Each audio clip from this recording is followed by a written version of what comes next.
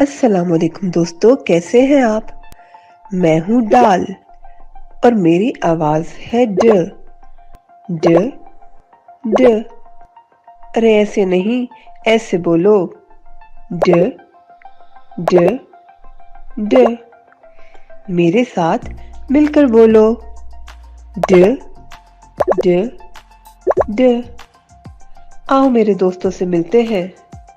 ये डॉक्टर है। डॉक्टर हमारा इलाज करते हैं।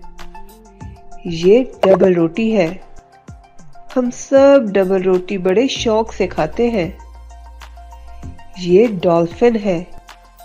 डॉल्फिन बहुत ही प्यारी मछली है। ये ड्रम है और इसकी आवाज बहुत ऊंची होती है। ड्रम का इस्तेमाल स्कूल में और शादियों में किया जाता है। ये सब डाल के दोस्त हैं और इनके शुरू की आवाज ड है। अरे अरे, कहाँ जा रहे हो। मैंने तो ड पर नज्म लिखी है। आओ सब मिलकर पढ़ते हैं।